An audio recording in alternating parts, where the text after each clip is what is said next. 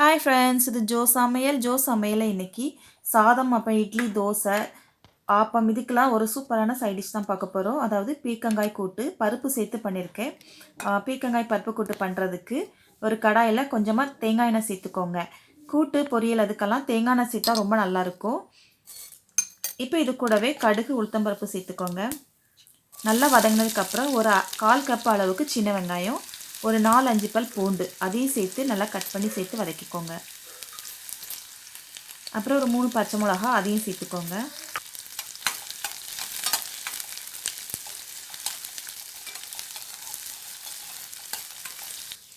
வெங்காயம் வதங்கினதுக்கப்புறம் நல்லா பழுத்த தக்காளி பழம் 2 அதையும் சேர்த்துக்கோங்க. நல்லா சின்ன சைஸாக இருக்கனால 2 சேர்த்துருக்கேன். இப்போ கருவேப்பிலை அதையும் சேர்த்துக்கோங்க. வெங்காயம் வதங்கிறதுக்கு தேவையான அளவு உப்பு கொஞ்சமாக சேர்த்துக்கோங்க.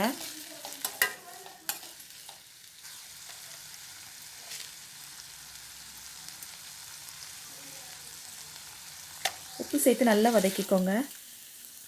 இப்போ நான் ஒரு பீர்க்கங்காய் 1/2 கிலோ அளவுக்கு எடுத்து தோலை சீவிட்டு நல்லா குட்டி குட்டியாக கட் பண்ணி வச்சுருக்கேன். அதையும் சேர்த்துக்கோங்க. பீர்க்கங்காய் பார்க்குறதுக்கு நிறையா இருக்கும், அப்புறம் வதங்க ரொம்ப கம்மியாக போயிடும். நல்லா எல்லாத்தையும் சேர்த்து நல்லா கலந்துக்கோங்க.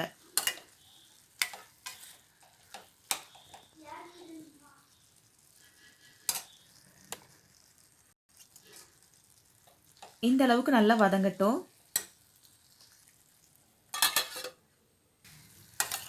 பாருங்கள் எவ்வளோ கம்மியாக இருக்குது அப்படின்ட்டு.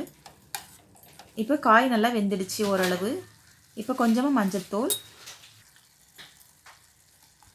1/2 டீஸ்பூன் அளவுக்கு சாம்பார் தூள், 1/4 டீஸ்பூன் காயத்தூள்,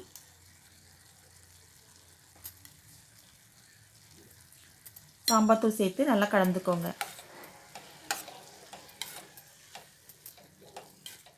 எல்லாம் சேர்ந்து கலந்ததுக்கப்புறம்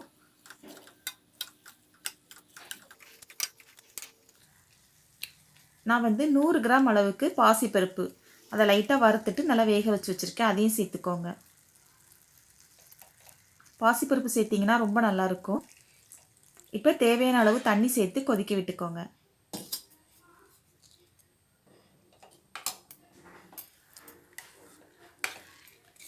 பருப்பு காயெல்லாம் சேர்ந்து நல்லா வேகிற அளவுக்கு ஒரு 10 நிமிஷம் வேக வச்சுக்கோங்க.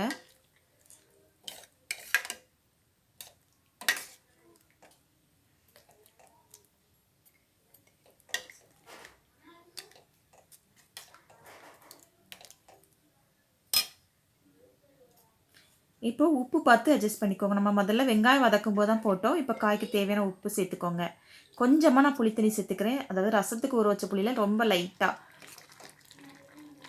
இப்போ இந்த அளவுக்கு உங்களுக்கு தேவையான அளவில் வச்சு இறக்கிக்கோங்க. இது கூட்டாகவும் சாப்பிட்டுக்கலாம், இதோட குழம்பாகவும் ஊற்றி சாப்பிட்டுக்கலாம். அந்த அளவுக்கு டேஸ்ட்டாக இருக்கும். மேலே கடுகு, உளுத்தம்பருப்பு போட்டு தாளிச்சிருக்கிறேன். அவ்வளோதான். இந்த வீடியோ பிடிச்சிருந்தா ஜோ சமையலை சப்ஸ்கிரைப் பண்ணுங்கள், லைக் பண்ணுங்கள், ஷேர் பண்ணுங்கள். தேங்க்யூ.